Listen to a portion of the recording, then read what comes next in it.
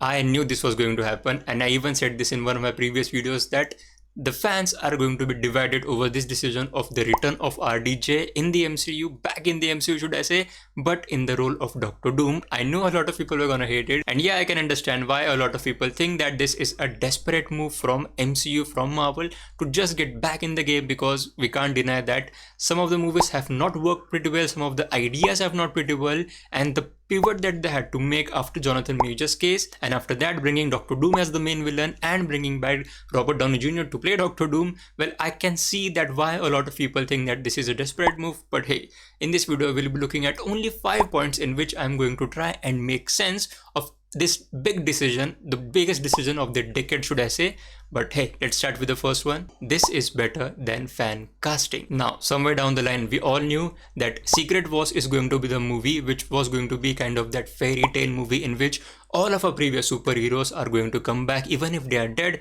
Just like Iron Man, he would come back as a variant of Iron Man. Sorry, Robert Downey Jr. would come back as a variant of Iron Man. That was going to happen, and not with him, but also Hugh Jackman as Wolverine would have come back. Tobey Maguire and Andrew Garfield Spider-Mans could come back. Chris Evans as Captain America would come back as variants, of course. But we all knew that Secret Wars is going to be the movie which will be the proper end to all these superheroes, all these OG actors we have seen in superheroes, all our favorite OG actors.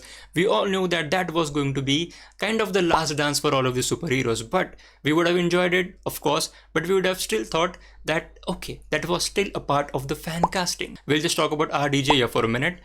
Imagine RDJ comes back as Iron Man, as a variant of Iron Man who is not from our universe, of course, but he was going to be Iron Man. He was going to be Tony Stark turned into Iron Man. Now that would have been fan casting. Everyone would have said that. Everyone would have enjoyed that. That's the different point. Everyone would have said, yeah, we got to see RDJ back as Iron Man for one last time. Yeah, let's celebrate it.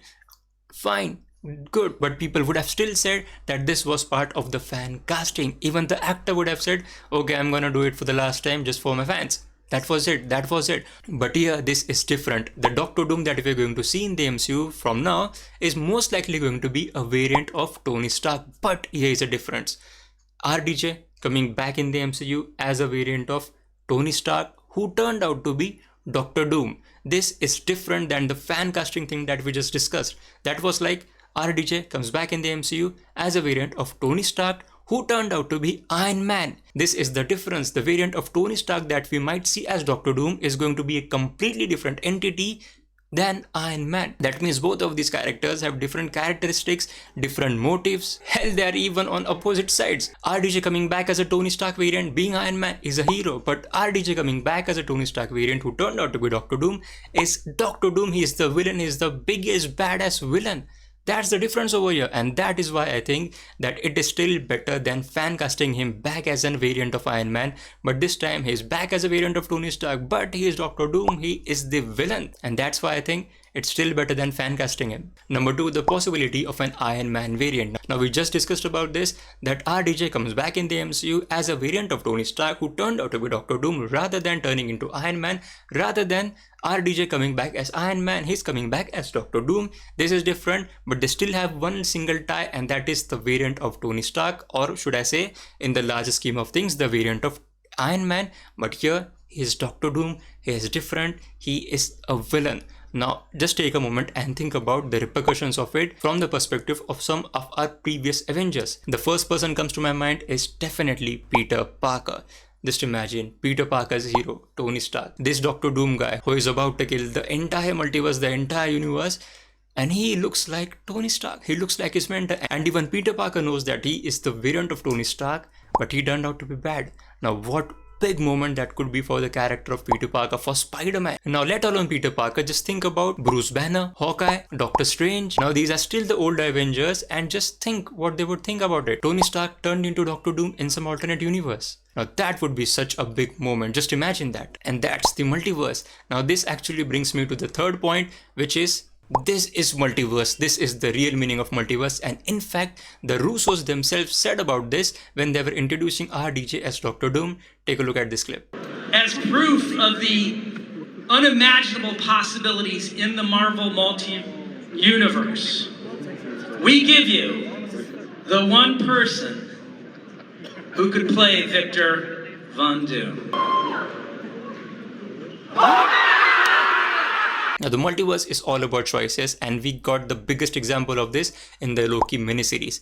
Our Loki, our main Loki, he was going on to that bad path, that villainous part, the antagonist's part, and he was killed at the end at the start of Infinity War. Now, we don't know for sure whether that variant would have turned into a good guy, but still, he died, being a bad guy at the end, and we always saw him as a bad guy. But look at what the choice the 2012 Loki actually made. The 2012 Loki, of course, first tried to escape using that Tesseract. He did escape, but the choices that he made afterwards led him to become the ruler of the multiverse. He defeated Kang, and he became the ruler of the multiverse. And now just imagine this exact thing happening with Tony Stark, but on the opposite end of the spectrum. That means Loki started from a villain, was a hero at the end, but here Iron Man, a hero, turned out to be a villain. That just signifies the endless possibility of multiverse. Now that would be thematically so good to see, and this is after all a superhero movie. We are following superhero stories, we are discussing about superheroes, and what superheroes do, they inspire us. Yeah, the movies gives us a great experience to watch, they entertain us, but they also inspire us, and that would be such a good inspiration that how your choices can actually determine how what you can be. And if you are good in this version, there could be an evil version of you somewhere in some of the other multiverse, some of the other alternate universe. Now that's a good learning, isn't it? And this will indeed show the real meaning of multiverse, because we are at the end of the multiversal saga here. Now that takes me to the fourth point, which is we can't deny that MCU was going through a little bit of a lull after Endgame and entering into this multiversal saga. Of course, Jonathan Majors thing also contributed to this. Not just Jonathan Majors' case, but also his character, Kang the Conqueror. He was introduced in Quantumania, didn't work really well, but still a lot of people thought that they have a little bit of time that they can develop him to be that big bad of the multiverse when the 5th Avengers movie comes out. But still, he was not clicking enough, and I think they did a good thing with him to just kind of deal with this thing at the end of Loki season 2. I think that was pretty apt there. And also, then of course we can't deny Jonathan Majors' personal problems. He was fired and they had to bring in at least a new guy. That means to recast him or just pivot from him and just bring in a different supervillain. And what bigger supervillain than Doctor Doom? That's the perfect choice out there. And as I mentioned earlier, that a lot of people think that this is a desperate move from MCU because, let's be frank, after Avengers Endgame, not all of their movies were good. Especially the big movies like Multiverse of Madness. Quantumania also didn't do justice to all the expectations out of that movie. Then if I talk about the TV series, only Loki was the one which people really loved. Other than that, not a lot of hype. Secret Invasion was kind of a bummer. I mean, yeah, everyone knows that MCU wasn't at their best state, and in fact this was commented upon in the movie Deadpool and Wolverine 2. So definitely Marvel knows that, definitely everyone knows that. I mean, they definitely know that they have made the right pivot at this point in time by bringing Doctor Doom and most importantly RDJ, because this will be the proper end to all those legacy characters. Why? Because this is going to be the start of the soft reboot that we are going to get eventually. Because we can't have the same storylines, the same shenanigans of the multiverse going through for long. Secret Wars is going to be the end of the multiversal saga, and after that we'll be venturing into the mutant era. So I'm like, okay, you have the resources, you have the things, you have the actor, just use him to end this multiversal saga on a high. Just give homage to all of these legacy characters and just start fresh. This brings me to the last point, the future of the multiversal saga. As I just mentioned, Secret Wars is going to be the end of the multiversal saga, and you can consider that the end of the MCU that we have seen growing up right from 2008. This will be the proper end, and in fact this movie will also give homage to, as I said, the Wolverines, the X-Men. All the X-Men got their own homages in this recent Deadpool and Wolverine movie, but all the Spider-Mans and all the other characters, they will have their moment in Secret Wars, and that will be the end for them, because they are, as actors also, they are growing old. They can't just play the same characters for still they are 90 like Deadpool joked in the movie. No, that's not gonna happen. New era, new beginnings, this will happen. This will be a soft reboot. The MCU will venture into the mutants era. Of course, the Fantastic Four characters will also step into that mutant era as well. So we'll have the Fantastic Four characters. We'll have some of the recurring Avengers, or the young Avengers specifically. The young Avengers will also turn into the mutant era, and that will be that kind of a soft reboot that we have been eyeing from the end of Avengers Endgame.